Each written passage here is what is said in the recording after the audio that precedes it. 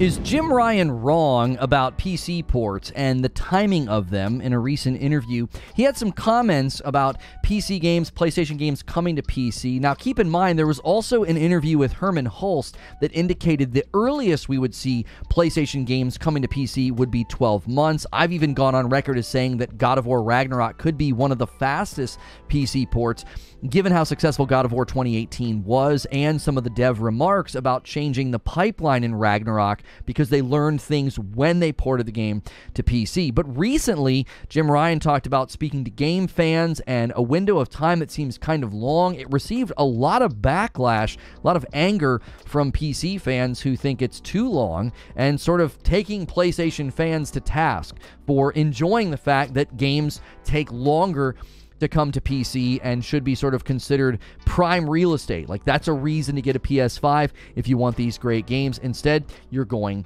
to have to wait. Now, the gamer took to, writing an article here, Eric Schweitzer, saying Jim Ryan clearly didn't ask the right game fans about PlayStation's delayed PC ports. And I obviously have my own opinion about the PC platform. I think that the PlayStation 5 on its own is a threat to PC games receiving multi-platform treatment or quick port treatment, because Mark Cerny made very, very good research into what developers want. And I think there's going to be an industry impact over the years, especially if rumors are to be believed about the PS5 Plus or the PS5 Pro adding accelerated ray tracing. That is something that developers really want to lean into. They look at ray tracing as basically necessary because it automates so much of their lighting work.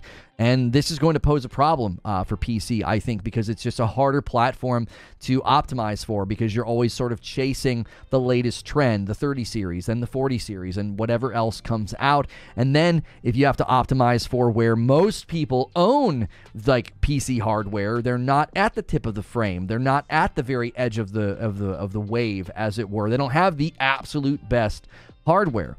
So if you end up trying to tap into the strongest hardware and do all of the coolest stuff, then you're going to leave out those mid-lane PCs in the cold. Then you have to optimize for them.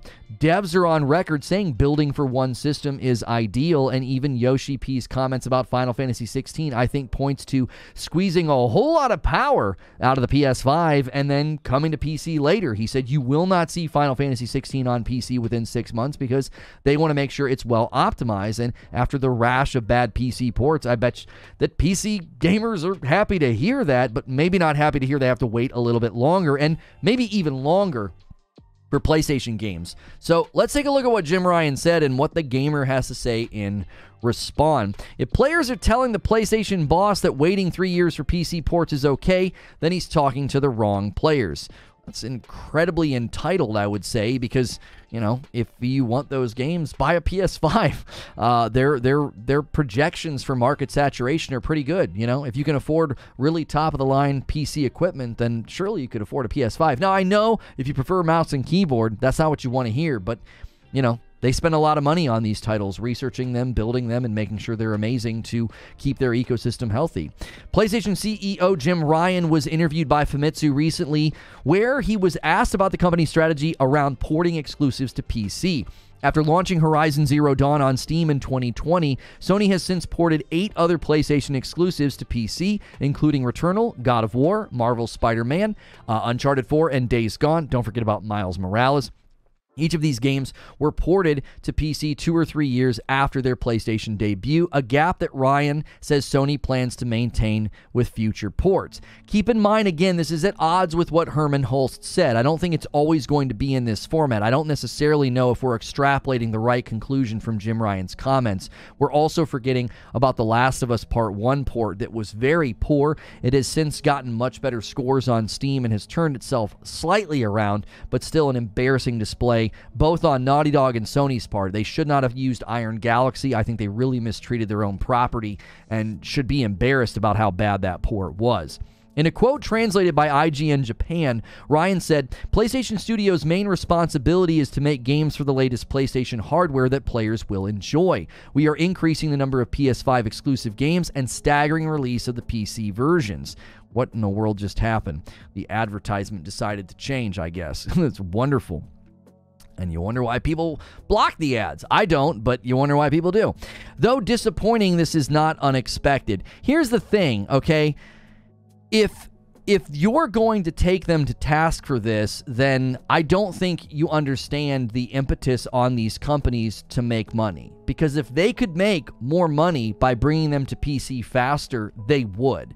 They do research. They look at sales projections. They look at what the market's doing, how the market responds. They look at the number of games that are pirated on PC. They look at the 30% revenue share with Steam. And they make a decision according to what's best for them, which is what matters before your sense of entitlement, right? Like, taking care of their bottom line is priority one, not, making games come to PC faster because PC players feel they're entitled to something that was originally designed for an ecosystem they're willingly staying out of. Now, Sony has had a lot of success with its PC ports so far, and it makes sense it would want to continue driving players to PlayStation consoles with its latest first-party releases. What struck me as odd about Ryan's statement is what he said next. I often have the opportunity to ask game fans for their opinions, and when I ask them how they feel about the time lag, they often say they feel the release of a PC version 2 or 3 years after the release of the PlayStation version is acceptable. Okay, he's using the word acceptable here, though, which again could be a bit of a cherry-picked stat and a bit of a cherry-picked response. Like, hey, how was this? Was this acceptable? Was this bad or negative? Well, if they're basing it off of what they got, the games arriving that late, they tended to be very good ports. Now, Horizon Zero Dawn had problems, but the Days Gone port and the God of War port and Returnal were all praised. Very rock solid. Returnal was patched within a week. It had some minor issues. Digital Foundry had pretty much nothing but good things to say about the Returnal PC port. So this could just be a response of saying, we waited this long, but it's okay because they turned out to be very good ports. Rushing them and having bad quality, like, I don't know, The Last of Us Part 1 port. It was rushed. It came to PC very quickly in relation to when it landed on the PS5, and it was a disaster. So shorter windows tend to drive quality down. And again, so his statement here is not scandalous. I don't think people are basically trying to turn this into PlayStation games. PlayStation gamers don't want games hitting PC very fast. They want to hold on to it as long as they can. Well, yeah, sure, when you go to all of the the troll fights on Twitter, that might be the case, but this could again be about you got better quality by waiting. I can't figure out why Ryan thought it was important to add that, actually. Gamers enjoy waiting 3 years to play games on PC. There's a lot of reasonable justification for staggering PC releases already. As I mentioned before, Ryan says specifically that Sony's priority is developing games that add value to the PlayStation, and simultaneous PC releases do make some people, losers, feel like their consoles are less valuable. So you're insulting people for feeling like it makes their consoles less valuable. Maybe talk about parallel development. Maybe talk about having to actually stagger the release date of your title and having to increase the breadth of your staff. So not only are you increasing the cost, the bandwidth of the property, of the project, how long it's going to take to come to fruition also gets extended. So you're increasing bandwidth, increasing spend, doing parallel development, which multiple development companies are on record saying that parallel development hinders efficiency, which elongates when the project lands. So people feeling like it lowers their console value, though those people are losers. Well, let's ask how many good multi-plat titles have come out recently that had to launch on multiple platforms, and they were rushed to market, right? They came out too early. Gee, I wonder why. Maybe because doing multi-platform parallel development increases the bandwidth, the cost, and then that hurts margins, and then your publisher's like, no, get the game out the door, and it launches before it's ready. Yeah, novel idea, right? Developing for one platform leads to better property, right? Developing multi-platform games is much more difficult than focusing on a single platform. And optimizing for PC is especially difficult given the infinite number of variables in hardware. Yeah, gee, it's almost like that devalues the games and the consoles when you focus on that instead of first-party property. It's exceedingly common for the PC version of multi-platform games to have a lot more problems than the console version, with Jedi Survivor being the most recent example. The delay gives the developer lots of time to polish the port and ensure they're the best quality they can be, which has paid off for Sony as far in every case except for The Last of Us Part 1. The port is also the game with the shortest gap between console and PC launches. There was only a 6-month apart. Yet, see, it's interesting that you called these some people losers, feel like their consoles are less valuable. Yeah, maybe. Maybe it does devalue the console. Maybe it devalues the property when you're not focused on delivering excellence to the platform first and then porting later. Maybe those people are onto something. I understand the business and reasons for why PC players have to wait, but I don't see any reason why this is also what's best for the players. I've just argued why it is. It stands to reason that people would much rather play new games now rather than in 3 years' time, or at least have the option to. Other companies with far fewer resources than Sony manage to launch games on console and PC simultaneously without issue, so I'm confident Sony could release games on PC and PlayStation at the same time, which would be the best interest for its players. No, it wouldn't, and let me explain why. You actually would increase the cost of the project by having to increase the bandwidth as well as the staff working on it, because you would need to do parallel development, which means you are either actively developing for PC or hiring a porting company to slowly port the game as it's developed. This is inefficient according to virtually anybody that's commented on parallel development for a project primarily built for one platform. It makes more sense to port it after the fact. So if you increase bandwidth, you increase cost. What this does then is it hurts margins, which motivates the company to push the product out before it's ready to protect their margins, because that's what they're supposed to do. So the publisher, anybody who's invested in the project, is going to want to see it come to market faster than it should. And if it doesn't come to market as fast as it should, that's a threat to margins, which is then a threat to the actual future project iterations, because now the company has an active interest in no longer supporting that project or funding it because they didn't make as much money as they wanted to. All of this is not in the best interest of the players, because it's a threat to the property, it's a threat to value, it's a threat to quality, and it undermines the entire idea of like, hey, I bought a PS5 and you're constantly shipping titles on both PS5 and PC, and the quality goes down. And if you want to see what happens to players when they feel devalued by this, look at the Phil Spencer interview and what it did to the morale for people who own an Xbox Series X. This is not in the best interest of the players, because it increased cost, it makes the game take longer to come to market, devalues it, and multi-platform launches have been the worst lately, and single-platform launches have been significantly better, except for, I guess, Redfall. But that, again, was a PC, Xbox simultaneous launch.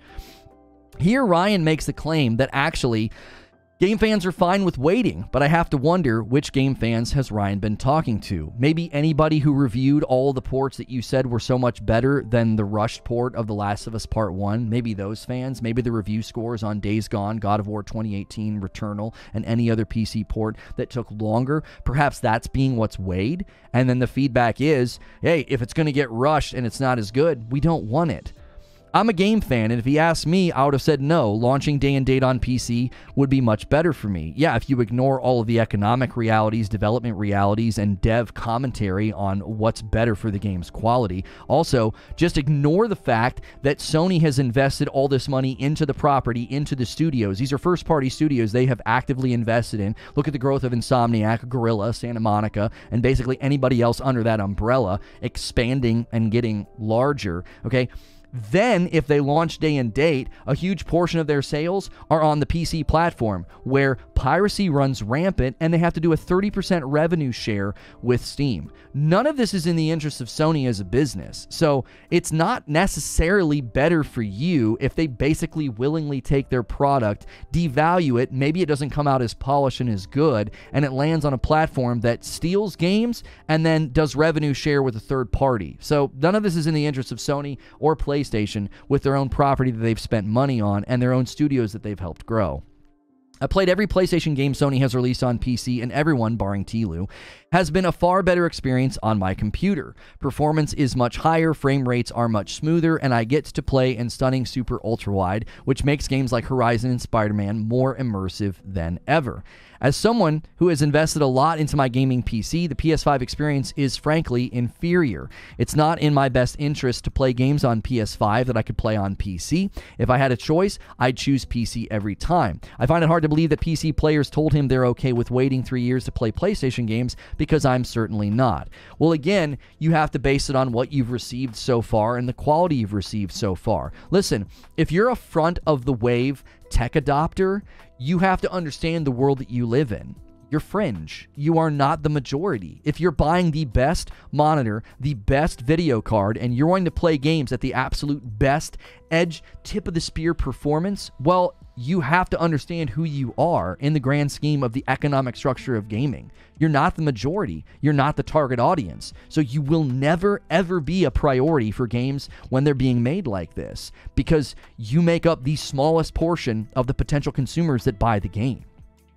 I also don't think he asked any game fans with disabilities. As a game journalist and accessibilities advocate, Grant Stoner points out, a lot of disabled players may not have the option to play games on PlayStation. PC offers a lot more flexibility for those that require custom setups, and I'm certain those players don't want to wait 3 years to play the hot new PlayStation game, but I guess Ryan didn't ask those game fans either. This is honestly a scummy cheap shot. I'll just call that what that is. That's a scummy cheap shot, because PlayStation just launched an accessibility controller in celebration of Global Accessibility Awareness Day, and invoking this as some sort of impetus that, like, oh, you should launch your games on PC and take on undue cost and maybe even undue harm to the project, because you're going to force them to do parallel development so it can launch on PC, so those with disabilities can then play the game with whatever accessibility, medium that they've chosen to use. That doesn't create an impetus on PlayStation to do day and date launch. It doesn't mean they should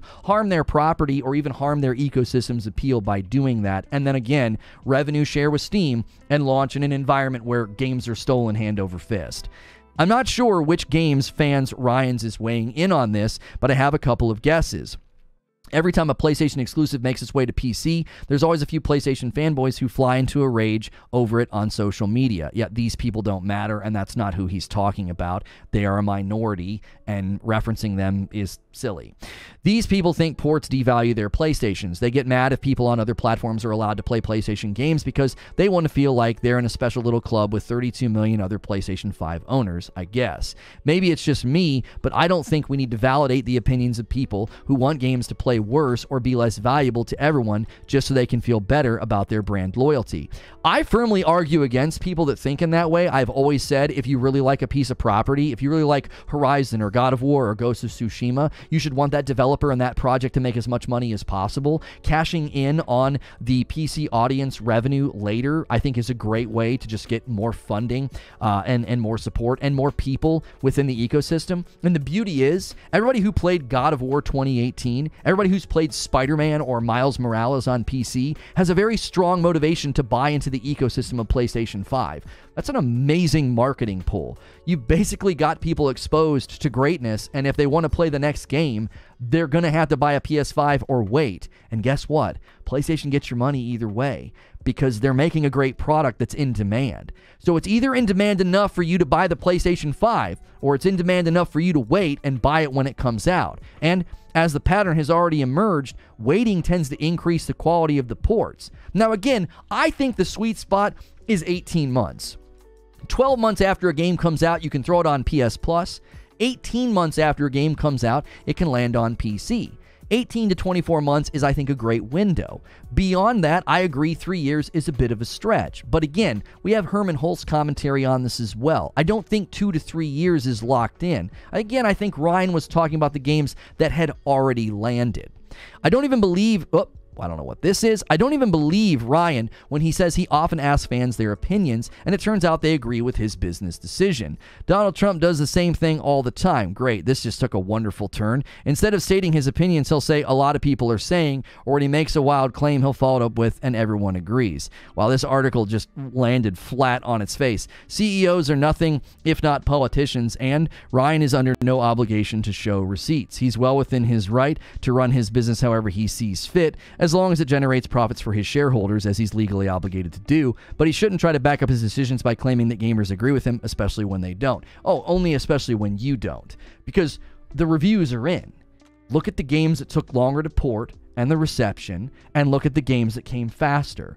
He quite literally could just be referencing that player feedback. And who knows, if they sent out polls that if you have to wait longer and it's better and it's a more solid port, which would you prefer? I think the answer is obvious. And again, the business impetus to wait and the acceptable version and the response to games like God of War that took a longer time to come to PC, I think that stands in his corner.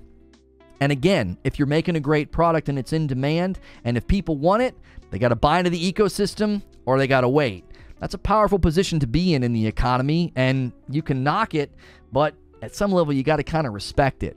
Sony's doing what they want with their property, and if you want it, you either wait or you buy in and early adopt into the PS5. And I understand, I get it. When you buy the best equipment and you buy the best video card, that's where you want to play games. But for now, sounds like you might have to wait just a little bit longer than I was guessing. As always, if you like these videos, hit subscribe, hit the bell button, and I'll see you in the next one.